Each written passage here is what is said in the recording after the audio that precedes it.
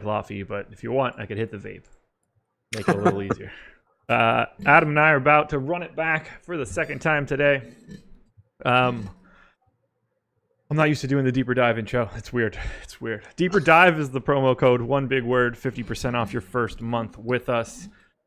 Shout out to Yahoo Sports for being the presenting sponsor of this show. I'm going to drop a link to our Yahoo specific article right now. This was written courtesy of our friend Eric, which does not stop being funny to me. I hope that it's funny to everyone else because it's hilarious to me. In the link to the Yahoo article, you'll find a link to... Oh, Emac already dropped it in there too. Thanks, Eric. Perfect. Back-to-back links. If you want to sign up for Yahoo, use the link inside of Emac's article and use the promo code AWESOMO when you sign up and get up to $30 in Yahoo Sports rewards points. Adam, we did this already. 13 games up, 13 games now down. Now we're doing it again. We've got updated lineups for a bunch of teams. We've got updated run totals for a bunch of teams. You ready to start? Yeah, and we found out some pitchers that we were questionable about this morning. Yes, we did. Let's start it off. Nats and Royals. 5.9 run implied total for the Nats. 4.5 for the Royals. Austin Voth versus Brad Keller. Any changes to your thoughts here? Do you anticipate getting Austin Voth or Brad Keller? Nope, still coming in right where I was this morning. Don't have either guy projected particularly high. Don't love the matchup for either guy because Kansas City is a middle-of-the-road offense with a below-average strikeout percentage, and Voth is not cheap. And then on the other side, the Nats, obviously just a good offense going against a pitcher in Keller who doesn't get a lot of strikeouts anyway. Yeah, I don't see this as a spot where anything has opened up as interesting any longer. So what we really need to talk about is the fact that we've got the Royals and the Nats here. Any changes to what you were looking at earlier today? Any new thoughts on Royals bats or Nats bats? I'm going to grab our most recent ownership update as well. So one thing I did find today, I took a quick look through some pitch type data in between shows, and it's obviously a small sample size with Austin Voth, so you can add that into all the other issues that come into play when you look at that. But he's primarily a fastball pitcher. He's really relied on his fastball, throwing it like 68% of the time through his first couple of starts this year, and 60+% even since the start of last year. Kansas City's got a lot of really good fastball hitters, and it's not like he has an exceptional fastball. He averages about 92.5 miles per hour. Dozier, Gordon, Mondesi, and Soler all have excellent numbers against right-handed fastballs. So we already thought that it was an interesting spot for Kansas City because of their pricing, but that makes me like them even a little bit more. Interesting. Okay. Right now we have the Royals as the number 2 owned stack on DK. They were first when we did the show earlier today. 15% ownership going to Merrifield, 21% going to Mondesi, 18% to Soler. It's pretty low for everybody else. Nats now at 6th. To clarify, I don't like them that much. Sure. That makes perfect sense. Who's the standout bat in this game for you? I think still Mondesi, just because he offers power and speed. He's inexpensive. He's a shortstop. He's hitting second, so all that's working in his favor. Okay. I really like Trey Turner today, and I have no idea why, but I think it's because I like Trey Turner every day. So there's that. 5,300 is just a lot, especially when there's probably a better shortstop option on the opposite side of this game. Yep. Although 21%. I do like the Nats as a tournament stack, though. I think that they're expensive enough. They maybe come in a little bit underowned. On the stack tool on awesemo.com right now, we have Washington with a 7.8% chance of being the highest scoring stack on DraftKings, 8% on FanDuel, and 8.6% on Yahoo. Their aggregate ownership is lower on all three sites than their chance of being the top scoring stack. Yeah, 16% ownership right now going to Adam Eaton, 10% to Rendon, 15% to Yan Gomes. So like the true meat of the Nats lineup is not really being owned outside of Rendon at 10%. That's not really something I'm worried about on a 13-game slate. I really like the Nats here. Agreed. Let's keep it moving. Pirates and Brewers. 5-run implied total for the Pirates, 5.1 for the Brewers. Basically a 50-50 game. Steven Brault and Zach Davies. Neither guy getting any expected ownership, and I cannot imagine that we like either one. Do you think you're getting to any Brault or Davies with any sort of volume? I'm hoping not. I have Brault projected for like 10 points. I have Davies at 8.1. So I think that if I get to one of them, it would be Brault just because I think he has a bit more strikeout upside. But Sure. Again, just like we said this morning, it's not that I like Brault whatsoever. It's that he's not any worse than Aaron Sanchez.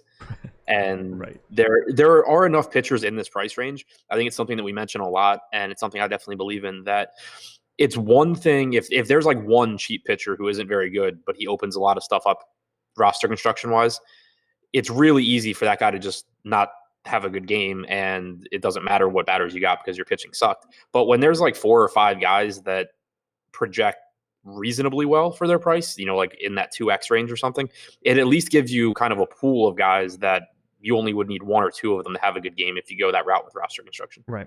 That's a really good point. When it comes to ownership on this game, we have the Brewers as the 3rd most popular stack on FanDuel, 8th on DK. Not a lot of ownership going to the Pirates. Brewers right now 8th on DraftKings. I think they should be a little bit higher than that. I'm a fan of some of these Brewers bats. How do you feel about Milwaukee? Yeah, it's just an ugly lineup. I would like them more if Braun were in, obviously, but and if it were in a different park. Is he so hurt? I think both. I think he's not on the injured list, but I think he's day to day. Okay, because obviously you don't sit Ryan Braun against the lefty. Right. Yeah. So I mean, it just kind of ends up being a little bit of an ugly lineup. Jesus Aguilar is cheap, but he's also been trashed this year. Yeah. I'll still be inclined to roster him. It's just that you don't really know what you're getting there. Tyler Saladino is not any good. Orlando Arcia is better this year, but he's still not an above average hitter. So once you pass Keston Hiura, you start getting into some question marks, and then you have 2 lefties in the top 5 with Yelich and Moustakas, who both are obviously really good hitters, but it is a lefty-lefty matchup here. So kind of tempered expectations on Milwaukee, I guess. Keston Hiura and Grandal, I think, are my 2 favorite plays. Let me see here. Yeah, no problem there with Grandal. No problem whatsoever with Hiura. And, clearly, even though Aguilar's been garbage this season, 3K for a first baseman is hard to ignore. Yeah, with his power potential. Right. You kind of have to take a step back and say, okay, it's 3K for a first baseman batting 6th on a team with a 5.3 implied run total that is at one point within the last couple of years had a ton of power. Right. So maybe he didn't actually fall off the face of the earth as far as being a hitter goes. But at worst, you're getting 3K for a guy batting 6th on a team that has an implied run total over 5. Just got the tweet in Premium Slack. Ryan Braun will be limited to pinch hit emergency duty until the break. He revealed today that he injured his right knee at the start of last year's playoffs, bad enough that he was restricted from lower body work all winter. Injury flared up the other day. There you go. So good. Miguel, thanks for that info. Clearly, you normally want to get Ryan Braun in there to nuke lefty pitching like he's been doing for 15 years. Do you expect to get to Pirates now? They are showing basically no ownership across the board. No, I don't think so. Just not really an appealing park. Bell and Dickerson in particular, I think, are my favorite plays from the Pirates. But first base and outfield, not really positions that you're struggling to find hitters. And Bell, of course, is still really expensive. So I don't expect to get to a whole lot of Pittsburgh. Okay. We do have them in the stack tool, though, like you said, completely unowned on DraftKings and Yahoo, especially, not so much on FanDuel. But we do have them as one of the biggest gaps between percentage chance of being the highest scoring team and actual ownership. Yeah, I would guess they're one of Alex's anti-optimizer plays again. Sure. I think that's probably going to work out a little bit better. Favorite bat in the entire game? Either Grandal or Hiura. Okay. God, Yelich 5,800 deserves it, but that's such a big number. Yeah, I'll go with Grandal as well. All right, on to the next one. Blue Jays and Orioles, your boys. 5.6 run implied total for the Jays. 4.9 for the Orioles. 57% chance to win for Toronto. Aaron Sanchez going for the Jays. Dylan Bundy going for the Orioles. No real ownership going to Bundy. Aaron Sanchez now 30% projected ownership on DraftKings, 11 on Yahoo. How do you feel about Aaron Sanchez at 30% now? Up from 23 when we did our show earlier today. If he really comes in that high, I would expect that I'm underweight just because it's Aaron Sanchez. Yeah. I mean, I do obviously think it's a good matchup against the Orioles. They're one of the worst offenses in baseball. They do strike out. Sanchez just isn't a good enough pitcher that I want to really roster him at that kind of ownership. I have him projected as the best pitcher among those really cheap guys, but it's not like it's by a huge margin. I have Sanchez at 11.2 DraftKings points. I have Kikuchi at 9.2. I have Senzatella at 9.8. I have Brault at 10. So, he is the best projected play, but I just don't think that he's beating the rest of that group by a huge percentage of the time if you were to run the slate, 1,000 times or whatever. Yeah, I think it's really crazy to me that he's at 30% right now. That's a number that implies that he's different than he actually is. There's too many other guys down there around him that it just doesn't feel right to be north of that number. Yeah, and Baltimore is running 6 lefties out there, which not that he's lights out against righties, but throughout his career, he's had more issues with lefties as far as walks go, as far as just being less productive. So it's not like the splits of the Baltimore lineup help him either. No, not at all. Do you expect to get to Bundy? I think it's an interesting matchup for Bundy just because there are strikeouts in this lineup and because I really don't have much pitching projected really highly on this slate. Yeah. But he's also pretty expensive and he is just so home run prone against a Toronto team that does have a lot of power. If he were a little bit cheaper, I think I would get there. But the way I have things projected right now, I don't think I get to a lot of them. He's at 5% right now on DK. I think that seems like a pretty reasonable amount. If he shows up, he shows up, but he's not like a guy that you're expecting to just jam in there. Right. Blue Jays, quite owned right now. Number 3 in ownership on DraftKings. How you feeling about the Jays? 4 guys in double digits right now. I mean, I think that they're too cheap for the power upside they have in this matchup. Danny Jansen also got a huge lineup bump up to 5th. That's that's a giant leap from hitting 9th, but also we mentioned it on the show this morning. He changed his stance. He's hitting really, really well now. He was someone who for a lot of the season was really costing people money because he projects to be a perfectly fine major league hitter, but he was having one of the worst seasons for like any regular.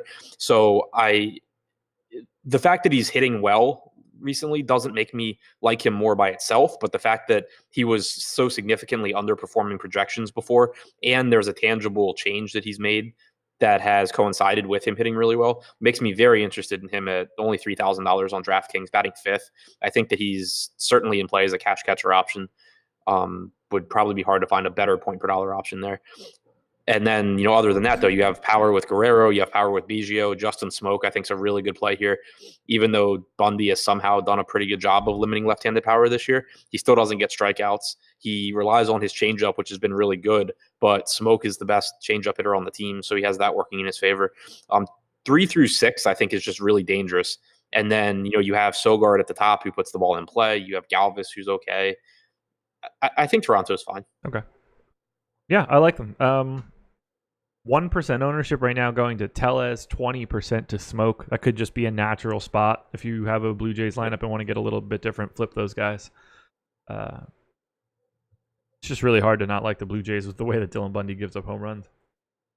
How do you feel about Orioles bats? I said that the Jays were 3rd in ownership. Orioles are right behind them at 4, but that is basically just Chance Sisco and Jonathan VR. Yeah, I mean, I think those two are the most appealing options. I think Renato Nunez stands out a bit because he's expensive enough where he shouldn't really get any ownership, but he is batting 5th. He profiled as one of the better pitch type hitters in this lineup. He has plenty of power from the right side. And Sanchez this year has allowed a 165 expected ISO to righties. So it's not like he gives up a ton of power, but only a 15.5% strikeout percentage and some power. I think that Nunez is a guy you can throw in there. Mancini is underpriced. Yeah, I think that there's a lot of different ways you can get to Baltimore because if you go to the bottom of the order and get like Ruiz and Chris Davis, you're spending basically no money on a couple of left-handed power bats, and it'll let you pay up for pitching or really good one-offs if you wanted to do that. If you wanted to go to the full middle of the order, I still just don't expect it to be a really highly owned full stack. God, Chris Davis. I haven't actually gone back and looked to see what his numbers are this year. Pretty sure he fell back off of a cliff. Should we even say a cliff? It's not like he climbed too high to start. Yeah.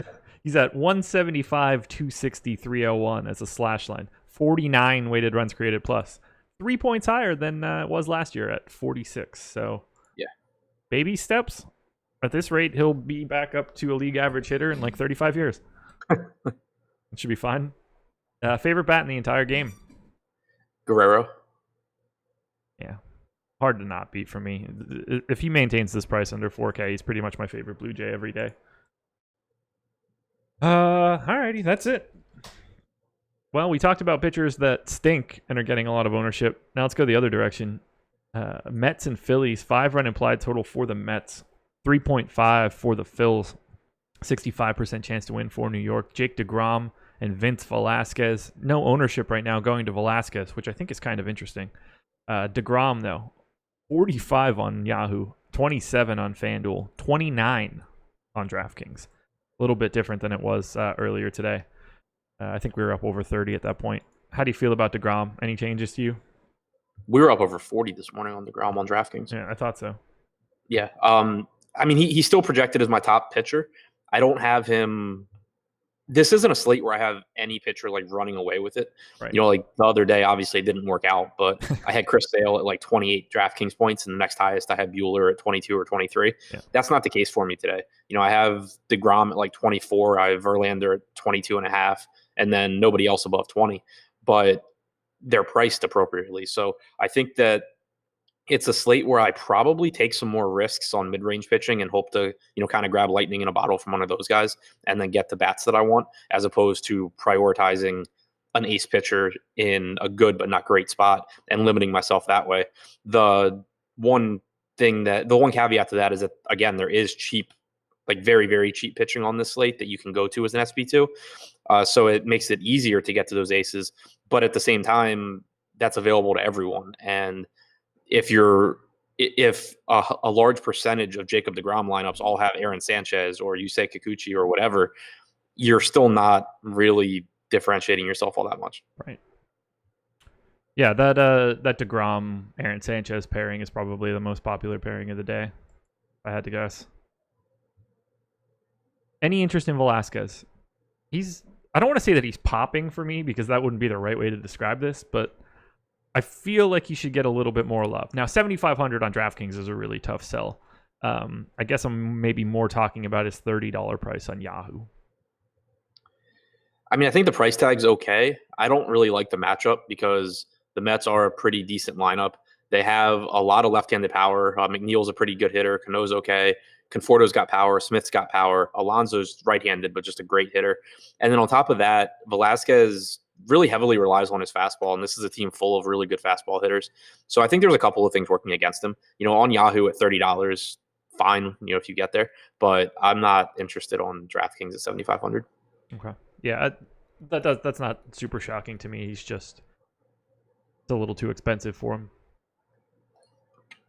I said that he's on the Yahoo show earlier. He's like the right-handed Drew Pomeranz in that, like, he's just never going deep into a game whatsoever. Yeah. Very different. Well, maybe not very different, but quite different talent level. Let's see.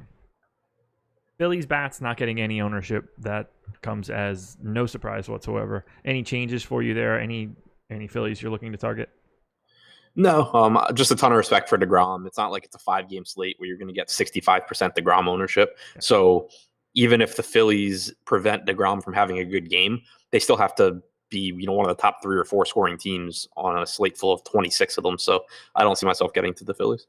Mets are also completely unowned, save for our boy Robinson Cano and his bargain basement pricing. You stacking up Mets against Velasquez? I do think I'll get to some Mets just because, like I said, they're a team full of good fastball hitters. They have a lot of power. Velasquez gives up power. So all of that, I think, combined with, you know, having virtually no ownership and giving you a really cheap second base option in Cano that opens some stuff up. Conforto, I think, is pretty clearly underpriced. I do have interest in the Mets. Okay. Yeah, obviously Cano getting a ton of ownership and nobody else, so a Mets stack is just unique by default. Conforto looking good for me. Pete Alonso grades out well pretty much constantly, but at 5,300, there's just a never-ending supply of first basemen on the slate. I don't think we have anything else to touch on here. I assume, we both think Conforto's the best option so long as we don't. What are Robinson Cano's numbers this year? Not as bad as his price tag. Okay. He's got a... Ooh, yes, it is. Really? 75 weighted runs created plus this season. What did I look at? 239, 289, 365 slash. He has been putrid. He's been really, really bad. 126 ISO. I guess he's just off the gas. I mean, he's at 329, 173, 329 WOBA, 173 ISO against righties. Okay. 365 expected WOBA, 203 expected ISO. That's not bad. I'm wondering if he just, sort of lost the oomph to do it. Does that make sense? He just physically doesn't have... The expected stuff looks fine because he's doing the same things. It just doesn't... I don't know how to best word this. I think his physical skills have fallen off, and I don't know if that gets caught in expected stats. Actually, so the numbers I don't think are right because it had him with more plate appearances than he's actually had. Okay. All right, there we go. So this year against righties, I think that was last year plus this year. Okay. This year against righties, 302 WOBA, 167 ISO, 346 expected WOBA, 187 expected ISO. Okay. So not as great as when you include last year. Yeah. Oh, Bobby. Yeah, I think we could probably keep it moving here. Making good time so far. Rays and Yankees. It's a coin flip game. Basically 4 runs on either side. Brendan McKay going for the Rays. Masahiro Tanaka going for the Yanks. Neither pitcher getting any real love. Tanaka only at 6% on DK. The more interesting number to me, 5% on FanDuel, where he's only $8,000. Do you see yourself getting to Tanaka any more than you were earlier today? It's still just the kind of unappealing price tag. I can certainly see getting to him at low ownership just as a way to get me to get myself high upside at pitcher without paying all the way up for DeGrom or for Verlander. But it's still not like it's a great matchup here. And although it is a really good park, I have him at 16 DraftKings points. So point per dollar wise, that's not very good, but compared to other pitchers on the slate, it might be enough to get me overweight just because of his very low projected ownership. I didn't mention anything to start. There are 6 games that have at least some sort of weather intrigue. Just try to pay attention to Milwaukee, Pittsburgh, which should be fine. Royals, Nats, Phillies, Mets, Red Sox, Tigers. Marlins, Braves, and Rangers, Twins are the 2 that you really want to keep an eye on, though. Those are probably the worst games as of right now. Any Brendan McKay? He projects reasonably well for me, but he's more expensive than I would like. The Yankees lineup certainly did him some favors with no Gary Sanchez in there. Feels like they're missing someone else too. But you have from 6 through 9 in this lineup. It's not really that intimidating. So they are missing someone else. Stanton. Yeah. Well, yeah. I thought there was Stanton plus 2, but maybe it's just Sanchez. Voth. I mean, Voight's still out too. Yeah. So yeah. I mean, it's just not as intimidating a lineup. Getting the guys like Judge and Encarnacion are really appealing, but it's not a great ballpark. It's not a great full stack here. I'm definitely less interested in the Yankees right now than I was this morning. Okay. Who is hitting 5th for the Rays today? Nate Lowe. Ah, that makes sense. I had a blank space in my sheet. Makes some sense. No ownership going to the Yanks. 3% on Judge is the highest number. These guys are just going... There's really no ownership going to either side of this game from a hitting perspective. Hicks is also missing. Oh, yeah. There we go. We're bad at this. Oh, yeah. Now everybody's shouting Hicks in YouTube chat. They just got there. What do we want to handle here? The 4-run implied total makes this really unappealing, but I mean, there's still power in this Yankees lineup, kind of. I mean, it's not like they're the juggernaut Yankees that they will be later in the season. Right. It's kind of like when the Brewers sit Yelich and Grandal. Yeah, they're the Brewers and they still have power, but it's just not.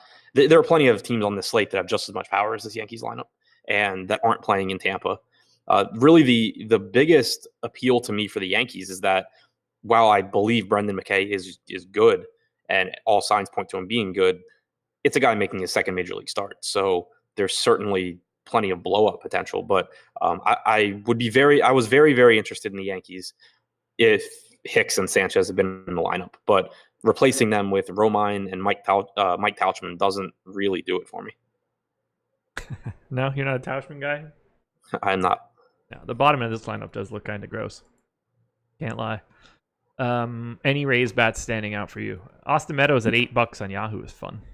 Yeah, the Austin Meadows pricing I think is really nice. Nate Lowe has some power batting fifth, and he's inexpensive. First base, obviously, there's opportunity cost, but those two I think are relatively interesting. Okay. Overall, just not a game that I have a lot of interest in, though. Favorite bat in the whole game? Judge. Agreed. How's he been since he's been back? Any idea? I haven't seen like a single. I feel like I haven't even seen him hit a home run. I didn't hear what you said. Oh, how's he been since he's been back? Pretty damn good. Guess I don't know. 142 weighted runs created plus. That'll do it. I'm trying to get, and when I get it done, I'll let you know if it changed anything. But I'm just trying to slightly adjust Tanaka for his kind of second part of the season resurgence once he's fixed his splitter. Oh, okay. Yeah, keep me posted. Tigers we go. Tigers and Red Sox. 4.4 unimplied total for the Tigers. 6.5 for the Red Sox. Good God. Soto and Erod going here, I believe. That's confirmed, right? Yeah. It's just Soto, right? Yeah, I mean, I haven't seen anything else about Carpenter. Okay. Clearly, we're not playing Gregory Soto here. Let's talk about Erod. 9% ownership on Yahoo, 8 on FanDuel, 13 on DK. It's 8,700. How you feeling about Erod against the Tigers team that is just pretty not great? Yeah, I think it's a perfectly fine spot. I have him projected as my 5th highest scoring DraftKings pitcher right now, behind DeGrom, Verlander, Greinke, and Kershaw. So, clearly kind of the best in that price range for me. And the Tigers are, they're better against lefties than righties, but they're still below average. They still strike out. They still have a top 10 strikeout percentage against lefties. Rodriguez strikes out about 24.5% of righties. It's not a price tag where I feel like I need to be jamming him into as many lineups as I can, but it is a price tag where I think he still grades out as a good play in the context of the slate. Red Sox have picked up a lot of ownership. They are now 1st on DK, 4th on FanDuel. 4 guys in double digits on DK. Betts, JD, no surprises there, obviously. Xander, and then Michael Chavis. Oh my God, I can't even say his name. Chavis? Long A? I actually don't remember. Michael Chavis. I said it like 15 times on the Yahoo show earlier today. Not a single struggle. Now, looks like my brain's melting again.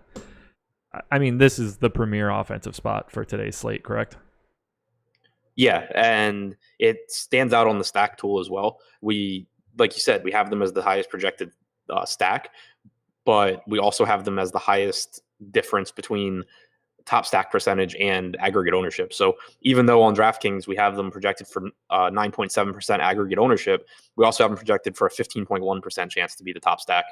So it's still a spot where I would like to get to a lot of Boston. Yeah, it's really hard to avoid. Soto is really bad.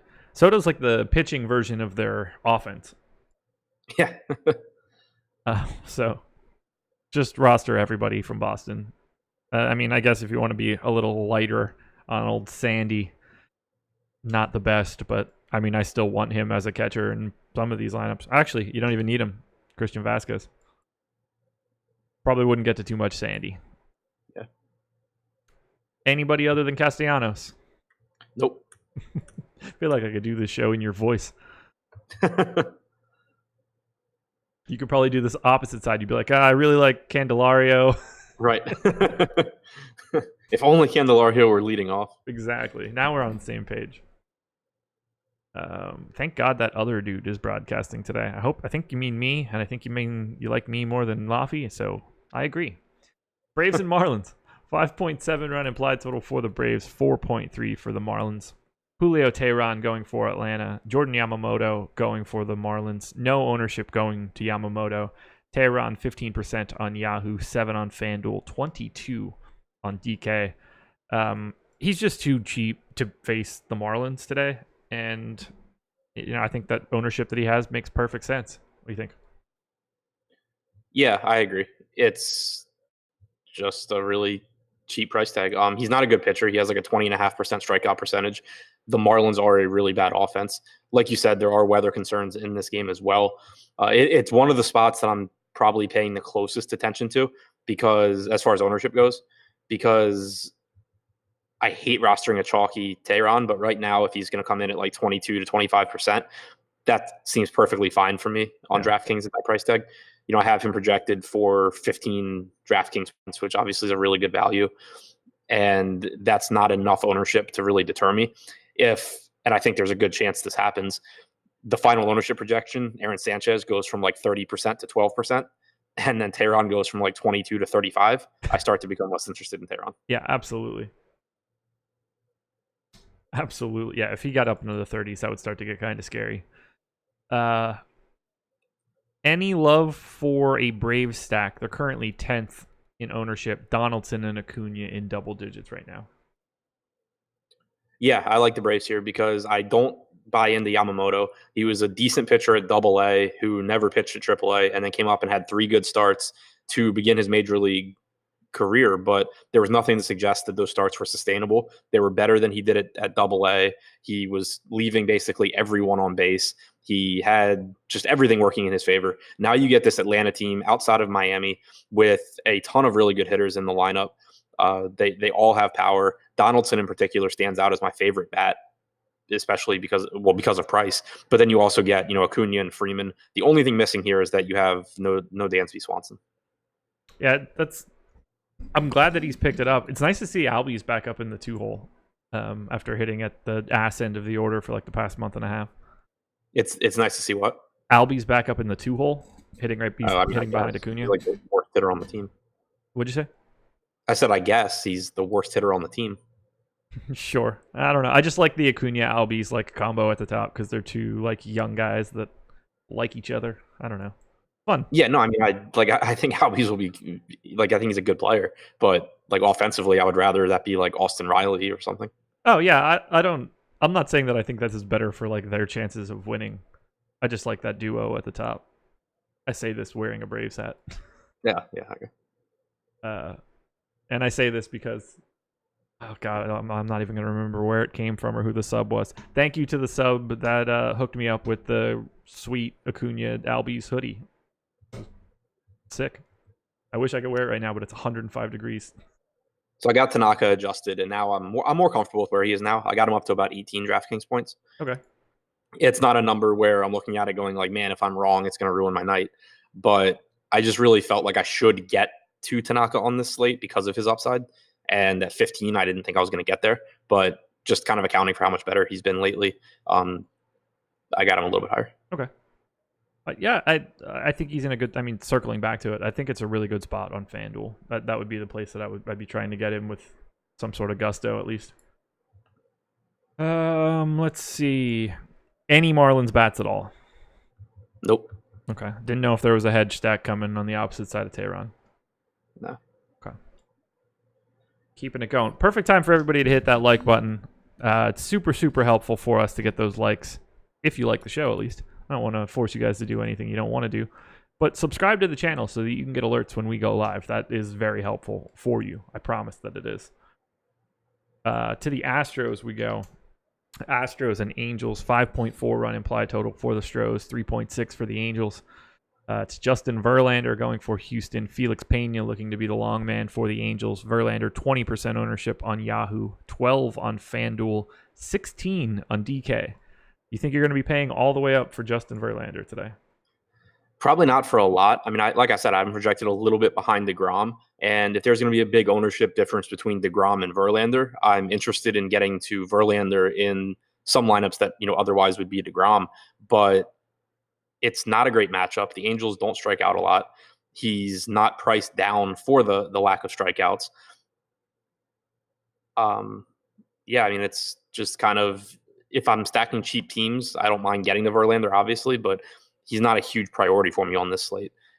Jared Parker over Justin Upton is an upside, is an increase for Verlander, but it's still a tough spot overall. I assume he's a guy that, like, I just get what I get. And I know that sounds ridiculous, but there's too many other arms at the top, and he is just too expensive to prioritize in a spot where, strikeouts are not plentiful. Right. On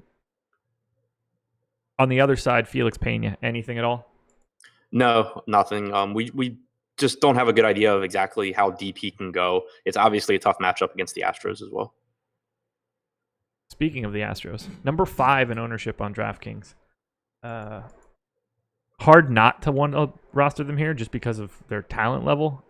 It's 15% ownership going to Altuve, surprise, surprise. 22% going to Bregman. Should be a relatively easy stack to get to, all things considered. Outside of George Springer at 5,200, these guys are affordable. Yeah, I expect I'll be under those ownership numbers. Okay. I don't like the spot quite as much as I like other ones on this slate because Pena is pretty decent against right-handed hitters, and that's primarily what you're going to get from Houston.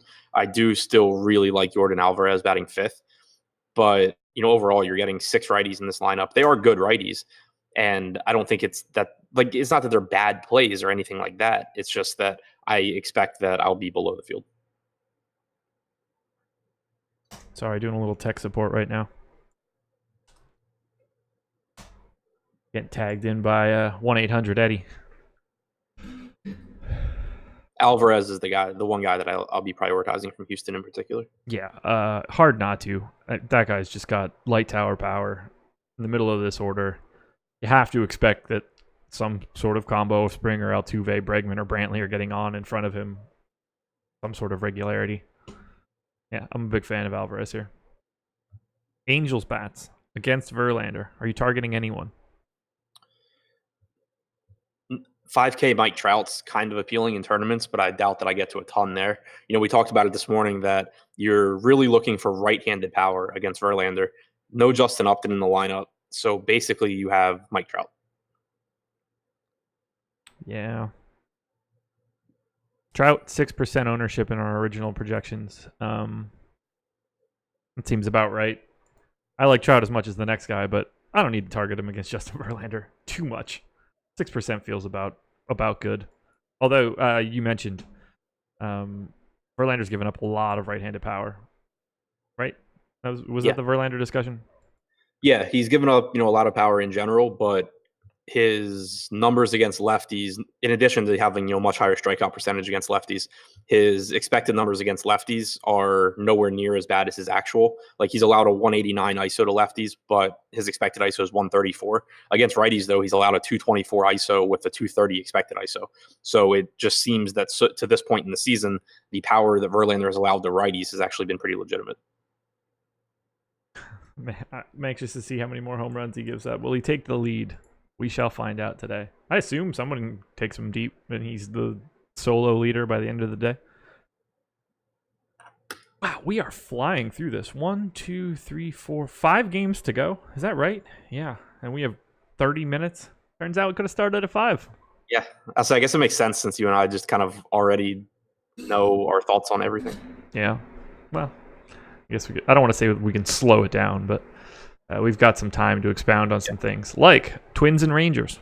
5.7 run implied total for the Twins, 4.5 for the Rangers, 62% chance to win for Minnesota. Martin Perez going for the Twins. That got confirmed like the middle of the day. Adrian Sampson going for the Rangers. Perez, 22% ownership on Yahoo, where he's just $33. Only 9% on DK, where he's $7,900. 8% on FanDuel, where he's $6,900. How do you feel about Perez here going up against the Rangers? Yeah, he projects reasonably well for me. We did get a disappointing Texas lineup. There's only 3 left-handed bats in there. So, obviously you prefer Perez to be facing lefties. For the season, he struck out 23.5% of left-handed hitters compared to 20.5% of right-handed hitters. He has done a really good job limiting power to hitters from either side. So it's not that I'm, really super excited about Texas now because they have more righties in there. I just think that it kind of takes away some strikeout upside. Although no Joey Gallo in the lineup, that's obviously just the best hitter there. And I actually had him graded out even in the lefty-lefty matchup as still the most dangerous hitter for Perez. Mm-hmm. So that him not being in the lineup, helps. It's a pretty decent spot for him. Only a 4.3 implied run total. If the weather cooperates, I do think that he's, a viable option. I have him at 15.5 DraftKings points where he's 7,900. So, just about 2x, which is where you're not getting better than that in terms of point per dollar value on this slate. And then, on FanDuel, only 6,900 opens up some stuff.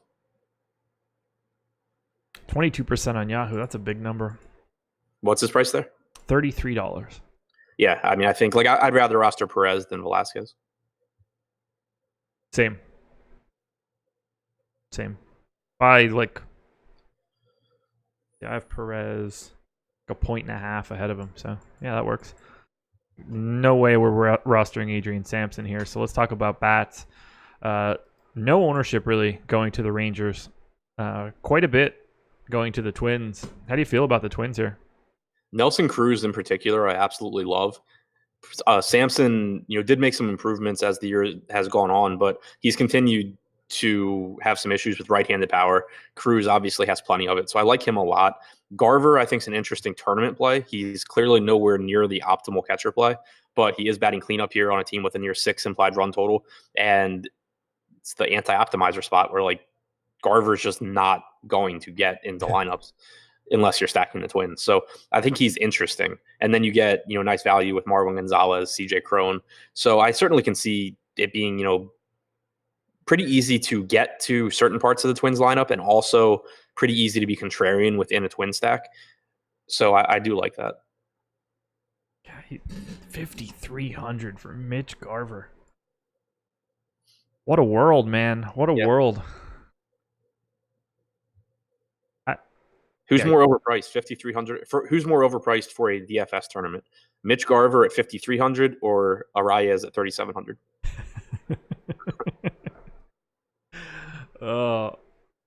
It's Arias.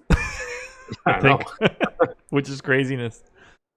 I looked at it and the value ranking next to Arias' name is in bright-ish red, and Mitch Garver's is in light orangey yellow. So yeah, somehow it's not Garver. 2% Jonathan Scope. I mentioned it earlier today, but I think that's a fun play. I like him more than I should. No, ever. I've always liked Scope for obvious reasons. Yeah, sure. I think I like him because his name is Scope and not Choop, even though it shouldn't be Scope.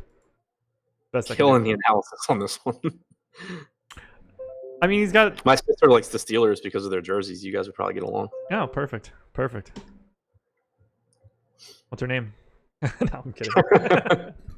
Hope my wife's not watching. Any Rangers bats standing out other than, I don't know, nobody? Yep, that's the one. I mean, just... Joey Gallo pitch hit on. It might be the best play on the slate for the Rangers. I'm trying to find a name that I think has some sort of decent look. I don't have one. So Asdrubal Cabrera has good numbers against left-handed cutters. He has terrible, terrible, terrible numbers against actual left-handed pitching, though, so that kind of mitigates it. I'm more interested in what he's done against left-handed pitching than what he's done against that one specific pitch that Perez happens to throw. There you go. Asdrubal Cabrera. Get some, guys. Get some. Keep it going. Diamondbacks here. Diamondbacks and Rockies. 5-run implied total for the Diamondbacks. 3.8 for the Rockies. 63% chance to win for Arizona. Zach Greinke going for the Diamondbacks. Antonio Senzatella going for the Rockies. Greinke, 21% owned on Yahoo. 8% on FanDuel. 12% on DraftKings. Where are you landing on Greinke now? I have him as my third highest projected pitcher. I think the price tag is very reasonable. There's not a lot of meat on the bone, I don't think, because he's not a great strikeout pitcher, but it is a nice spot for him, getting Colorado out of Coors Field with the roof closed tonight in Arizona. I have Greinke at like about 19 DraftKings points, so right up there with Clayton Kershaw. It's not a great point per dollar option, but he's one of the most talented pitchers on the slate, and he's got a more favorable matchup than Verlander certainly, and also than DeGrom. I like him. He grades out as my third best pitcher now, as we're getting closer to lock. And the fact that he's got a 12% ownership, like I fully expect to be over the field here. It's just the Rockies. This is not a strong Rockies lineup. God, Tony Wolters is so bad. So bad. He's been better this year. Has he? Yeah. 69 Steamer. Sorry, he's been better this year according to the Rockies broadcast. Not the last time I watched. Okay. He's also one of those guys that always seems to me like he's better than he is, because somehow whenever I watch the Rockies, he does well, but he sucks. How often are you watching the Rockies? A lot. Really? Obviously. Yeah. Okay. I would say they're probably one of my top 5 most watched baseball teams. Any reason? Because they play in Coors Field, and I roster a lot of hitters in Coors Field. That's fair. Any Senzatella at this point? Depends on Sanchez's ownership and how my roster construction goes. As far as liking him, no, because the Diamondbacks don't give you a lot of strikeouts. He's not a high strikeout pitcher. But, I mean, I have him projected for like 10 points, which puts him in that same conversation with Sanchez and all the other cheap guys. Yeah, only 5% ownership right now, so yeah, that's what makes he's him worth a peek. I have him similarly projected as you, just in that same genre of all of those low-priced bums. I have him with the exact same projection as Sanchez, actually. Oh, okay. Then in that case, I would imagine I got to even more of him than I will. Let's talk bats. No ownership coming in on the Diamondbacks. Jared Dyson getting a little bit of love on FanDuel. For the Rockies, again, no ownership whatsoever. Are you targeting either side of this game from a hitting perspective? I'm not on a single bat in this game. I have a lot of respect for Greinke. Senzatella is pretty decent at limiting production. He's just not good at getting strikeouts. The park isn't really appealing with the roof closed. Escobar and Marte are both extremely expensive. Christian Walker and Adam Jones are reasonably priced. So is Jake Lamb. 4 through 8 are all reasonably priced, but they're still not top plays or even close to it at their positions for me. So I don't have a lot of interest in this game outside of pitching and Greinke in particular. When you hear Adam Jones, the baseball player's name, do you picture him or do you picture Pac-Man? I picture the baseball player. No, I immediately picture Pac-Man Jones. It's probably because I'm an Orioles fan. Okay. Yeah, that makes sense. Yeah, I cannot picture him as a baseball player in any way. Like if you say Pac-Man Jones, I picture baseball Adam Jones, but with dreads.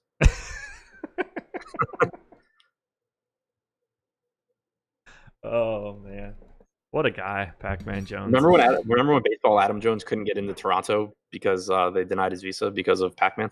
I don't remember that. It happened a couple of years ago. He had issues getting into the country because of his name.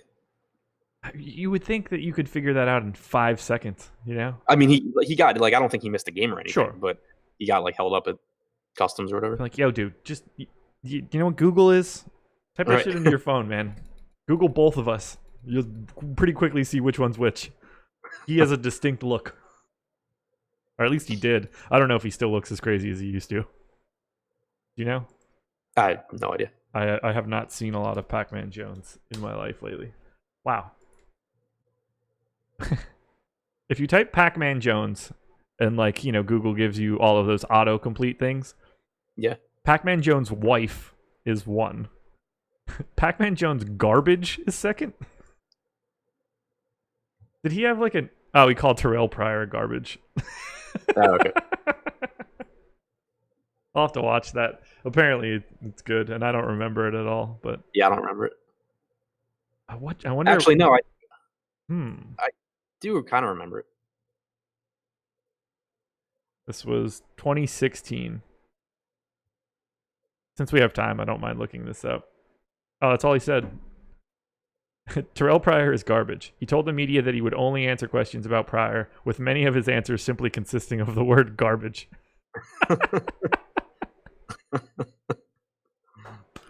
Kudos to you, sir. Kudos to you. All right, let's keep going. 3 games to go. Think we can get them in 23 minutes? I don't know, man. There's probably going to be a lot of discussion on Brett Anderson. Dodgers and Padres, 4.9 run implied total for the Dodgers, 3.6 for the Pods.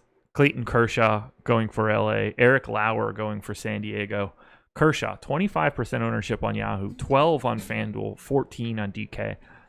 I think he's going like, I can't even say he's going under. I think he's owned appropriately, I guess. What are you doing with Kershaw? Yeah, that's how I feel. I haven't projected similarly to Greinke, but he's more expensive. I talked about it this morning that I think they're, for DFS purposes especially, they're basically the same guy. Their strikeout percentage is almost identical. They don't walk guys. They're good at preventing runs, in part because they don't walk guys, and they're also just good pitchers. But they don't really have that skill set anymore that translates into being consistent DFS aces.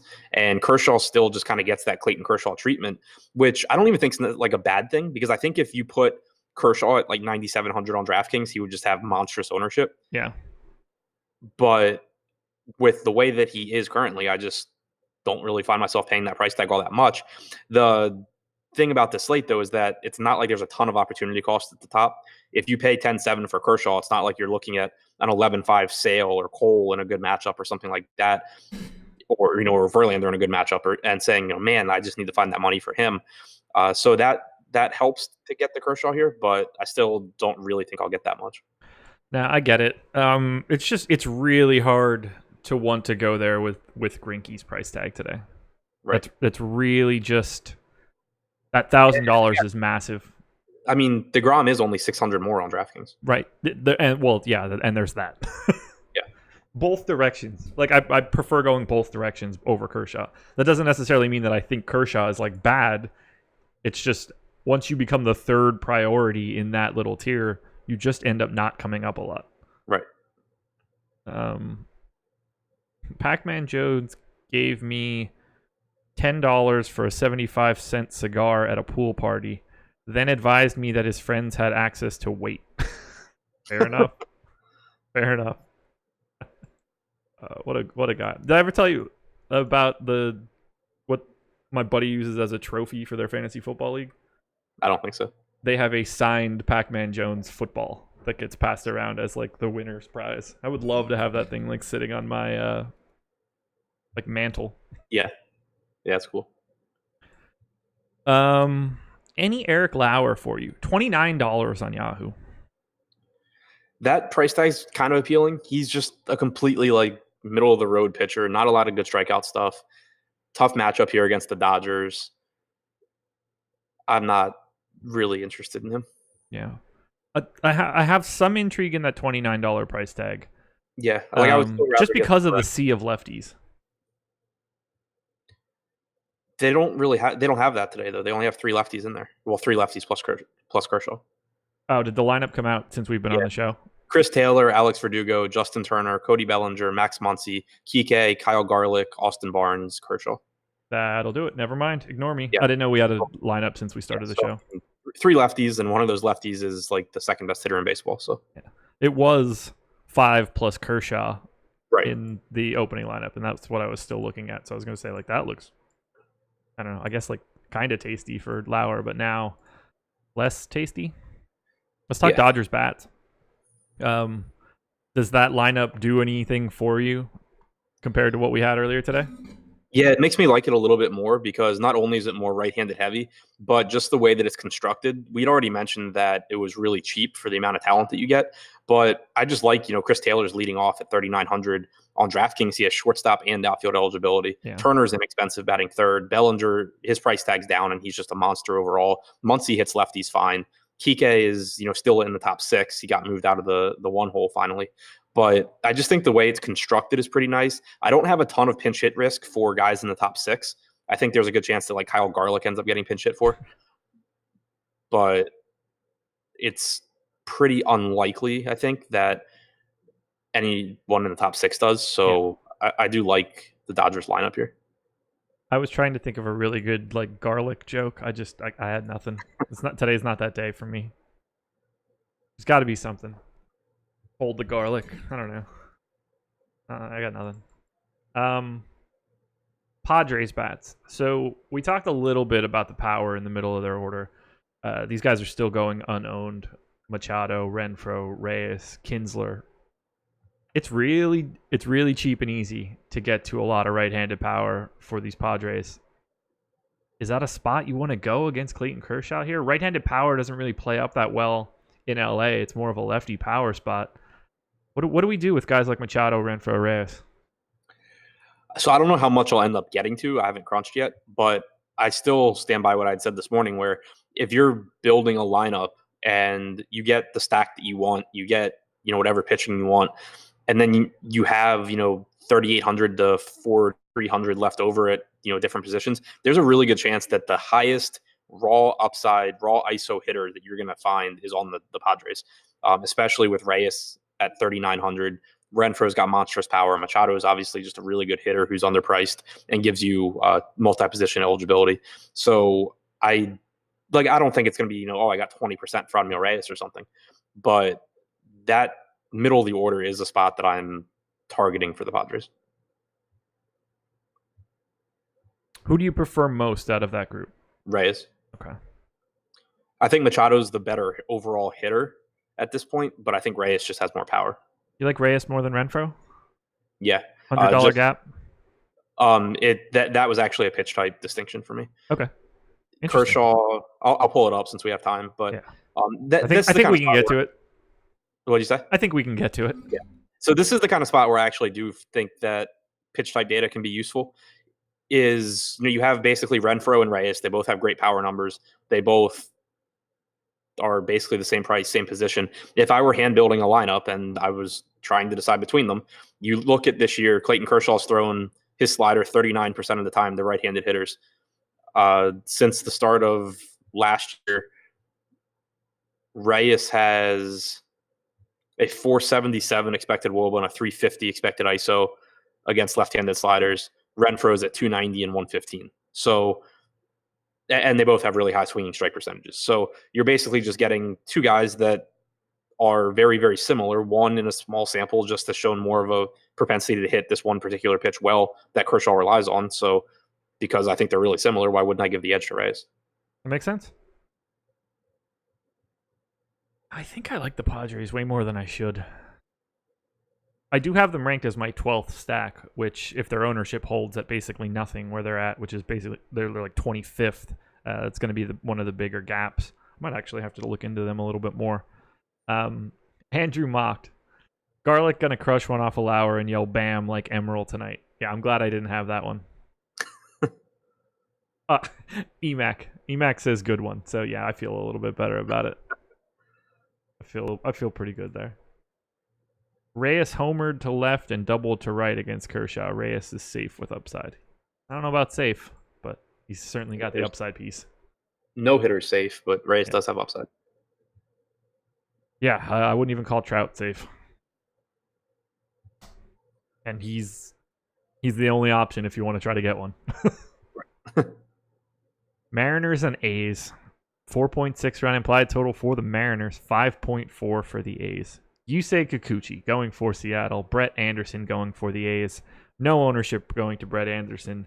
Kikuchi is at 11% right now. Let me see if we've gotten an update since we've started. We did. We got an ownership update 10 minutes ago. So let me grab that and update it so we have the most recent info before we keep going. Because I think Kikuchi's ownership is interesting. Or, could be interesting. All right, DK ownership in DeGrom at 31. DeGrom, then JD, then Mookie, and then Aaron Sanchez. Fucking one of those things and not like the other. Oh my god. Two fantastic hitters, one of the best pitchers in baseball, and whatever you want to call Aaron Sanchez. Kikuchi now at 5%. So just to circle back on some of the other guys that we've touched on since we just got this update. Aaron Sanchez is at 25. Tehran and Pomeranz both 19. Senzatella at 6. Everything else at the top is still pretty normal. Erod up to 14. Nothing new in that like Verlander, DeGrom, Kershaw, Greinke area. So yeah, those all seem reasonable. Is 5% Kikuchi too much for you? No, okay. 4,400. Whatever. I think he's a bad pitcher, but it is a decent park. It's a brutal matchup, but 4,400. He doesn't need a lot to go right. I would still, if I could only roster one side, I would rather have the Matt Olson, Matt Chapman, Chris Davis, Mark Conniff side. Yeah, I don't disagree with you there at all. Chris Davis, 23% expected ownership on DK right now. Everybody else is like 8 or below, but Davis himself is pushing the A's to be the 5th most owned stack. Yeah, theory. Davis is one of the first hitters in your cash lineup. Absolutely. Absolutely. I think Thomas Kane just wanted smash the garlic button. I'm in for that one. Yeah, it's so hard to not want to play Chris Davis. A stack is there for you, but if Kikuchi's not going to get a ton of ownership, I don't know. I will certainly have more than 5% Kikuchi, but I won't go too crazy. I mean, I don't like him, but I'm also not convinced that I'm not DMing you at like 658 going, oh no. At least you're putting that out there. Do you have any interest in Mariners bats? Domingo Santana individually, but that's Domingo Santana, and I think Tim Beckham's kind of interesting because he's expensive. Yeah. But other than that, no, not really. Anderson's kind of just a guy that is okay at getting outs, doesn't get them via strikeout. And it's not a great park. It's not a great lineup. There's not a lot of right-handed power, which is really the only thing that is appealing against Anderson. Yeah, I can't imagine wanting to get to Seattle here. I can't imagine trotting out 6 lefties to face the lefty. Yeah, it's not great. Come on, Seattle. Favorite non-Chris Davis bat? I'm going to say Matt Olson because I think he's 2% ownership right now. You said what? 2%. Yeah, exactly. He can handle lefties. Yeah. Kikuchi's not lights out against anyone. I think that it's a really sneaky spot, and you mentioned it this morning, and I completely agree. It's a really easy way to get a contrarian Oakland stack is just to have Matt Olson in there. Yeah, and I mean, how many times does he face Kikuchi? 2? Right. Decent chance he gets a righty later on. So. Yeah, I mean, Kikuchi against lefties this year has allowed a 345 WOBA and a 213 ISO. It's not like he's shutting them down. 306 expected WOBA, 169 expected ISO. But, the point just being it's even with the expected numbers being better, it's not like you're hoping for a miracle from Olson, who also, has a 194 expected ISO against lefties since the start of last year. It's a suboptimal matchup, but it's still a guy with a ton of power against a pitcher that doesn't miss bats. Jake chimed in on his Kikuchi number. Said, I have 20% Kikuchi right now. Need to go take a shower. Any Brett Anderson? No, I don't think I'll get there. Okay. $27 on Yahoo. So if you're dumpster diving, that's interesting. Yeah, I have no issue with that. I like that price tag actually on Yahoo. Yeah, I think that's perfectly acceptable. I mean, it's like paying $4,000 whatever for somebody on DK. Like, you got to be pretty. I mean, it doesn't even matter how bad you are, does it? I mean, right. Is there anybody that would be 4K that you would just be like, I don't even think I can get there? I had 30% of a guy that couldn't get AAA hitters out against the Red Sox the other day. I think the answer is no. Yeah. You guys really put money on a YouTube chatter's picks. Oh, no, I get it. I know where they're going with that. Have fun with that, guys. Whoa. Machado joked about betting his $300 million contract the Padres will win the World Series before the Dodgers. Yeah. Yeah, did you see that? No, but don't make that bet, man. I think I don't think it's a crazy bet. Like, he would obviously in real life get odds. The Padres have like the best minor league system in baseball. Yeah, but I mean, you're not putting $300 million on it. Well, right. On like a, I don't know, a coin flip. Yeah. No, but it was like he was on deck and some fan said something to him about, like, he was on deck in LA and a fan said something about him leaving and how he would have won 5 World Series in the next 10 years if he had stayed. And he was just like, y'all aren't going to get one. I mean, is there any team you would think you would expect to win more than 2 in any 10-year period? Like, it's just baseball playoffs are so damn random. Right. I would say that the over-under for any one team is 1 at bet. Like, I would set the line at 1.5 on everybody. Sure. Let's close it out. Got to talk about your boy. Giants and Cards. 4.3 run implied total for the Giants. 4.2 for the Cards. 51% chance to win for San Francisco. Drew Pomeranz going for the Giants. Dakota Hudson going for the Cards. Tell me about how much you love Dakota Hudson. Yeah, see what I did there. Yeah, I get it. No, I don't have interest in Hudson, obviously. He's not cheap. He's facing a team that doesn't strike out. He doesn't get strikeouts himself. I like Brandon Belt against him, but other than that, I don't really have interest in either side there. Pomeranz is the one, of course, that's interesting to me. Yes. It's not an easy matchup. He's facing a ton of right-handed hitters. They have a below-average strikeout percentage, but he is pitching in San Francisco. He has the 3rd highest strikeout percentage on the slate this season, behind DeGrom and Verlander.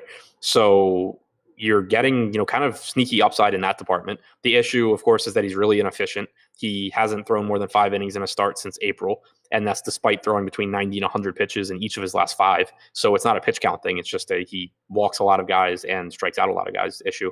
But he also, not surprisingly, he's been really good at home. The home runs per 9 are much lower. The strikeout percentage goes up.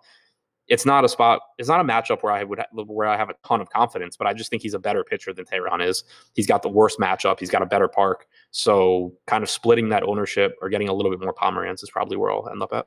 Okay. Yeah, he's at 19% right now. I think that's perfectly reasonable. This park is just, it makes anybody really good.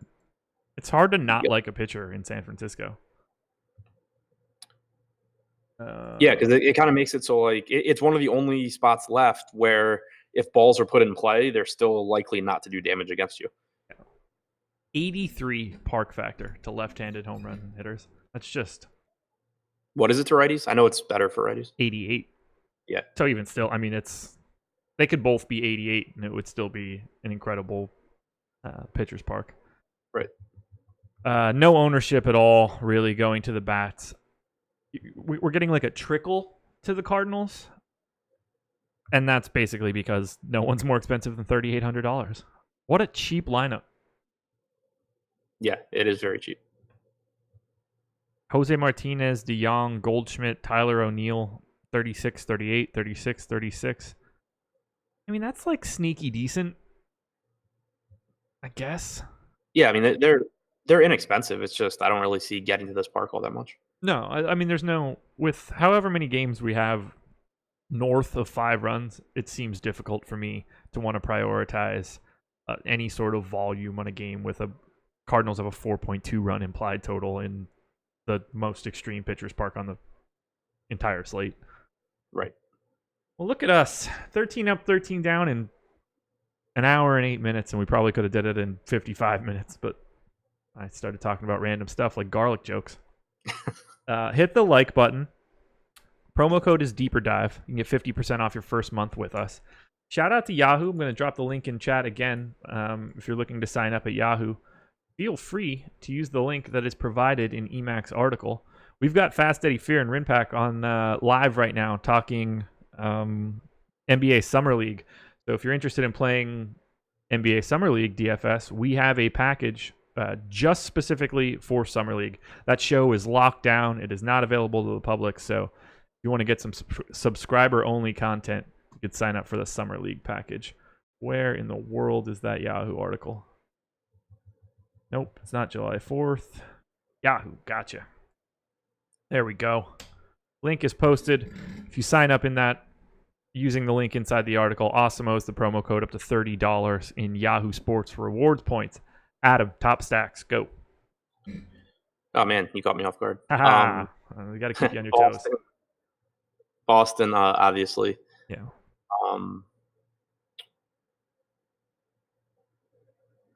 Atlanta, Washington. Okay. Red Sox, Twins, are my top 2. That's where we're at.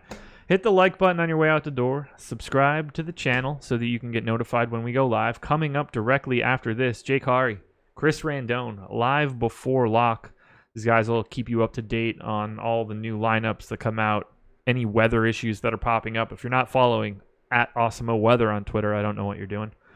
Go listen to those guys, and go check out some NBA Summer League content if you're interested as well. That will be locking at the same time as baseball. So if you're trying to play that, you want to go watch Zion versus RJ Barrett in Summer League. There you go. Go Zion, I guess.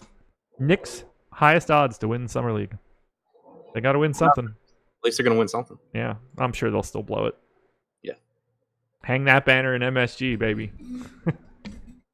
All right, guys, thanks for joining us. Have a good weekend. We will talk to you again next week. Bye.